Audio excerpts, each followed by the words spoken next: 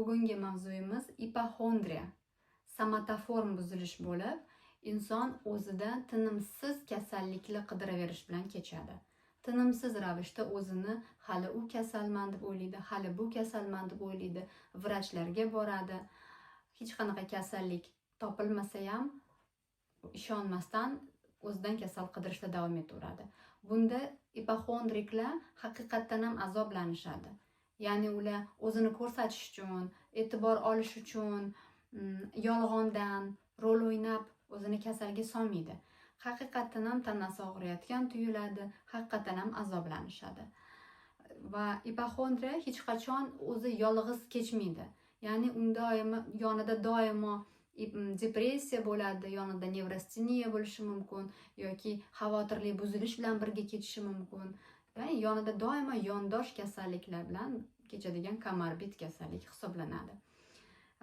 Ayollar ham, erkaklar ham teng ravishda bu kasallikka uchrashi mumkin. Ipoxondriklar bilan yashash juda ham qiyin. Yaqinlarini, o'sha qarindoshlarini qiynab yuborishadi, ezib yuborishadi. Chunki o'sha yoningizda doimo hali o'tim og'riyapti, hali bu yerim og'riyapti desa, odam ozgina chidaydi, 1 yil chidashi mumkin, 2 yil chidashi mumkin, lekin aslida hech qanaqa kasallik yo'qligini ko'rib turasiz, lekin unga tushuntira olmaysiz va u o'sha kasallikni qidirishda davom etaverganini ko'rish og'ir, qiynalib ketishadi. Va agar ayol kishi ipoxondriyaga uchragan bo'lsa, ko'pincha erlari chidolmaydi, ajrashib ketadi. Lekin teskarisi bo'lib, erkak kishi ipoxondriyaga uchragan bo'lsa, ayollari bir amallab ezilib ketsa ham chidab yashaydi. Shuning uchun ham o'zi ipoxondriklar turmush qurayotganda o'sha ishonchli do'st bo'ladigan umr yo'ldosh qidirishadi. Sevgi, muhabbat, ehtiros, kuchli his-tuyg'ularga qiziqmaydi. Ko'proq o'sha yonida turadigan, kasalini doim tinglaydigan, ertaga og'ir dard bilan o'layotganda yonida o'tirib, achinadigan bir do'st bo'lishini xohlashadi. Va hayoti davomida ham o'shanaqa do'st insonlar bilan yashasa, yaxshi yashaydi. Simptomlariga keladigan bo'lsak, ipoxondriklar o'sha qayerini kasal deb o'ylasa, o'sha yerini juda chuqur yondashib o'rganadi. Agar yuragida kasalim bor deb hisoblasa, bu yuragini urishi, qon bosimi, hammasini juda sinchkovlik bilan tekshiraveradi. Yuragim bugun tezroq urdi, kecha bunchalik urmagan edi, o'zi hech qachon bunchalik qattiq urmagan edi, hozir sal pasaydi, hozir sal kamaygandek, nega unaqa bo'ldi ekan, sababi nima bo'ldi ekan, davleniyam o'lchaychi deb kuniga bir necha martalab qon bosimini o'lchashi mumkin. O'zini hamma yerdan kasallik qidiraveradimi, hamma yerini juda chuqur o'rganadi. Og'zimdan qanaqa hid kelyapti, qornim qanaqa og'riyapti, qanaqadir yara toshibdimi deb yarasini o'rganadi, yangi hol toshibdimi deb hollarini sanab chiqadi, tanasidan ajralayotgan barcha suyuqliklar, barcha ajralmalarni batafsil o'rganadi. Tufugigacha o'rganishi mumkin, milkimga yangi yarachalar chiqmadimikin deb tekshirib qo'yadi. Ya'ni o'zini juda chuqur yondashuv bilan o'rganadi. Xuddi bir meditsina ensiklopediyasidek ma'lumotga ega bo'ladi. Hamma kasalliklarni o'qib chiqqan, ba'zan sizga shunaqa mijoz kelsa, hayajonlanib qolasiz. Sizdan ham yaxshi biladi bu nimalarni, kasalliklarni, nomlarini, terminlarini. Va butun gap so'zi faqat uni sog'lig'i haqida. Kim bilan gaplashmasin, borib yana o'zini sog'lig'i haqida gapiraveradi, atrofdagilar zerikib ketadi. Shuning uchun ipoxondriklar o'ziga o'xshagan ipoxondriklar bilan gaplashishni yaxshi ko'radi. O'sha uni qayeri og'ridi, mani bamitim og'ridi, saniki ham og'riganmi, qaysi poliklinikaga borgansan deb, qaysi vrachlarga borgani, qanaqa analizlar topshirgani, necha marta UZIga tushgani, miyasini necha marta MRT qilgani, faqat shu mavzuda gaplashishni yoqtiradi. Agar mutlaqo begona odam kelib qolib, bu mavzuda gaplashmay, ish bo'yicha boshqa narsa haqida gaplashsa, yuragi siqilib ketadi. Tezroq o'sha o'zini dardi haqida o'ylagingiz kelib qoladi, gaplasha olmaydi. Keyin mana shu og'riqlar bo'lganda, tanasi, oshqozoni yo qayeri bo'lsa ham og'risa, juda ham bo'rttirib qabul qiladi bu og'riqlarni. O'zi nevrotiklarni, nevrozga chalinganlarni barchasida, deyarli barchasida yurak tez urib ketishi, taxikardiya yoki bosh aylanishi yoki biroz tremorli bo'lishi mumkin, titroqlar ko'pincha bo'ladi. Ularda ham shu nevroz bo'lgani uchun shu simptomlar bor, lekin ipokondriklar bu simptomlarni juda kuchli qabul qiladi. Miyasiga shunaqa yetib boradiki, chidab bo'lmaydigan og'riq, chidab bo'lmaydigan titroq bo'ldi, chidab bo'lmaydigan darajada yuragim tez urdi, boshim aylanishiga umuman yurolmay qoldim degan o'sha simptomlarni kuchli qabul qiladi o'zidan. Keyin vrach yuraveradi. Har oy vrachga boradi, har oy uziga tushadi, qon tahlillari, gormonlarga topshirgan, sidik, kal hamma narsa topshiradi, o'rganadi. Har oy mana shu vrach yuradi va vrachlar albatta hech qanaqa bir jiddiy kasallik topolmaydi. Aytadiki, bu narsa sizni miyangizda kechyapti, nevrozsiz, nevropatologga boring yoki psixiatrga boring, psixologga boring deganda vrachlardan norozi bo'ladi. Mani og'ir dardim bor, topolishmayapti. Chala savod vrachlar, tuppo'y hammasi degan vrachdan norozilik kelib chiqadi. Lekin bir oy o'tgandan keyin yana boshqa vrach topadi yoki yana shu vrachni o'ziga borib, o'zidan kasallik qidirishni davom etadi. Internetda duch kelgan ma'lumotlarga ishonib o'qiydi. Duch kelgan kasallikni topib, menda ham bor shu deb qidirib topadi va agar simptomlarini o'qib chiqqanida o'zida borlarini ko'rsa, manda bor, men точно shu kasal bo'lganman deydi. Agar ichida o'zida yo'q simptomlarni uchratib qolsa, e'tibor bermaydi. Yo'q, bu muhim emas. Asosiysi mana shu ikkita simptom bor, 8 tasi menda yo'q, lekin muhim emas, men baribir shu kasalman deb o'zida o'sha kasallikni bor deb hisoblaydi. Million pul sarflaydi vrachlarga borib, bu analizlarni qilishga. Endi sabablariga keladigan bo'lsak, sabablardan biridan oldin mana kayfiyati qanaqa yuradi? Doimo tushkun kayfiyatda, depressiv holatda bo'ladi, nimadandir xavotirda, ko'zlarida qo'rquv bor, xuddi bir kulrang ko'zoynak taqib olgandek, hamma narsa qo'rqinchli, hamma narsa xavf-xatar, hamma narsa kasallikdan iborat degan mana shunaqa ko'rinishda yuradi. Lekin mana o'ziga to'g'ri bo'lib yuradi, yomonlik qilmaydi, o'g'irlik qilmaydi, lekin noshukrlik qiladi. Masalan, unga qancha yordam bermasangiz, qancha o'sha kasaldan olib chiqib ketishga harakat qilmang, biroz yaxshi bo'lsa ham, ertasiga yana yo'q, yomonman, yo'q, bo'lmadi, foydasi yo'q, baribir o'sha, baribir kasalman, yuragimda achish bor, oshqozonim qanaqadir boshqacha, yana o'sha qilgan mehnatingiz yo'q bo'lib ketadi, o'zini kasal deb hisoblayveradi. Sabablarga kelamiz. Organik tarafdan o'zi ko'p o'rganilsa ham hali bir aniq sababi yo'q. Farazlar borki, miya qobig'ida o'sha tanadan kelayotgan, miyani qobig'ida buzilish bo'lib, tanadan kelayotgan impulslarni noto'g'ri qabul qilish deb bir farazlar bor. Ya'ni tanadan kelayotgan impulslar noto'g'ri qabul qilinyapti. O'sha og'riqlar juda bo'rttirib qabul qilinayotgan bir buzilish deb taxminlar bor. Endi psixologik faktorlarni gaplashadigan bo'lsak, bu giperg'amxo'rlik yoki gipog'amxo'rlikdan ham kelib chiqishi ko'pincha shundan kelib chiqadi. Giperg'amxo'rlik o'zi ko'p aytganman. Bunda ota-ona bolaga yoshligidan juda ham kuchli nazorat qilgan bolani.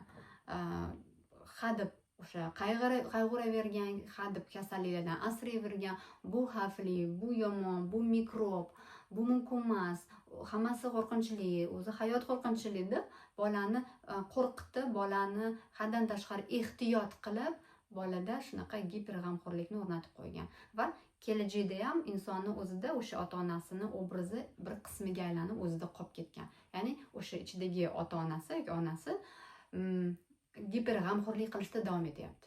Kasal bo'lmasliging kerak, biror bir jiddiy kasal bo'lib qolgan bo'lsang, oldindan bilib qolishing kerak, ulgurishing kerak deb mana shunaqa nazorat qilib turadi. Giperg'amxo'rlikni natijasida bo'lgan bo'lishi mumkin. Gipog'amxo'rlikda esa shuni teskarisi, bola o'ziga o'zi qoldirilgan, o'z bilan o'zi ovora bo'lib katta bo'lgan, ota-onani ishi bo'lmagan, o'shandan hech kim nazorat qilmagandan bola o'zini o'zi nazorat qilishga majbur bo'lgan yoshligidan. O'zini o'zi ehtiyot qilgan, o'zini o'zi xavf-xatardan qutqargan va shu yoshligidan o'ziga o'zi nazoratni o'rnatib olgani katta bo'lganda ham qolib ketgan. Men bilan hech kim ishi yo'q, shuning uchun o'zim ehtiyot qilishim kerak deb doimiy ehtiyotda yuradi. Doimiy ehtiyoti o'sha katta bo'lganda nevroz darajasiga chiqib, xavotirli buzilish bo'lib, yana shu ipokondriyani ham keltirib chiqaradi. Yana psixotravma natijasida bo'lgan bo'lishi ham mumkin. Agar bola masalan o'sha yoshligida jiddiy kasalga uchrab, bir kuchli jarrohlik boshdan o'tkazgan bo'lishi mumkin. Shifoxona, vrachlar, ota-ona yig'i-sig'i, shu nima chiroq, reanimatsiya, instrumentlar, mana shu narsalarni ko'rib og'riqlar, shularni eslab bolada psixotravma qolgan bo'lsa, katta bo'lganda shu darajaga kelmasligim kerak, yana shu holat takrorlamasligi uchun man oldindan kasalimni anglab olishim kerak, oldindan bilib qolib kasalimni davolasam o'sha darajaga kelmayman deb o'sha qidiraveradi kasallik. Shu natijasida bo'lgan bo'lishi ham mumkin. Endi nimadan kelib chiqmasin, davolanish uchun inson o'sha vrachga keladi, undan keyin mana psixiatrga kelishi mumkin, psixologga kelishi mumkin.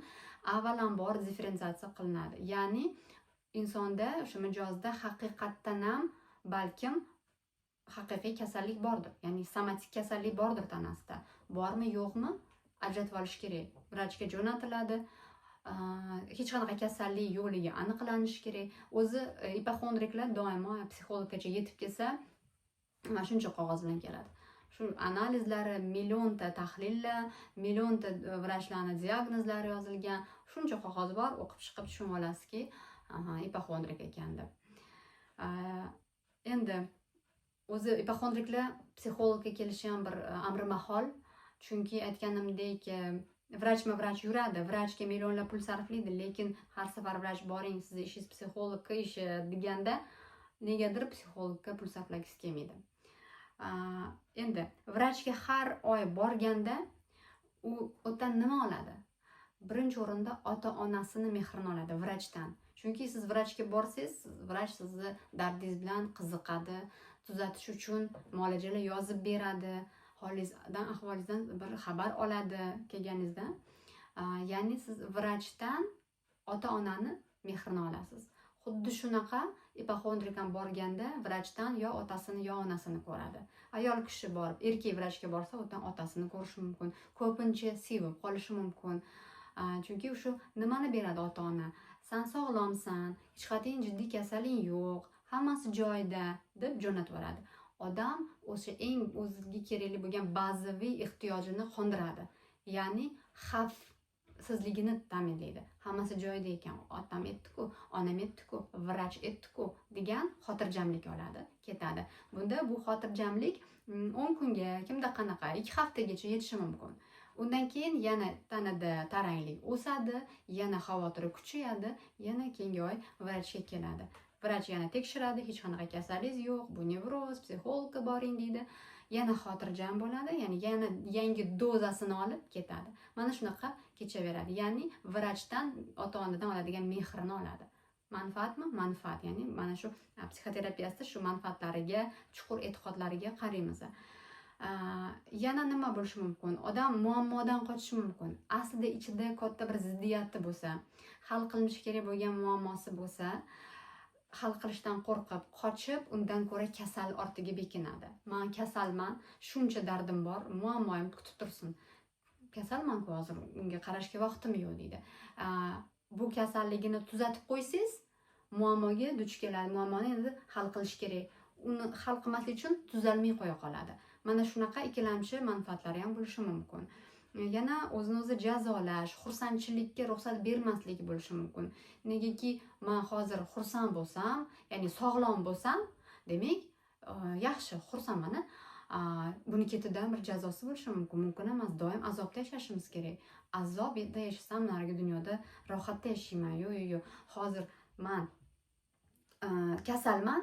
Kasal bo'lsam, bir oz azobda bo'lsam, demak boshqa bundan battar kasallik bo'lmaydi yoki bundan battar falokat yuz bermaydi. Chunki shundoq ham ozgina kichkina falokatdaman, ozgina bir darddaman deydi. Hozir birdaniga tuzalib qolsam, men qanaqa bo'lishimni bilmayman. Men hech unaqa bo'lmagan. Hech bir sog'lom bo'lib yurmaganman, o'zimni qanaqa tutishimni bilmayman.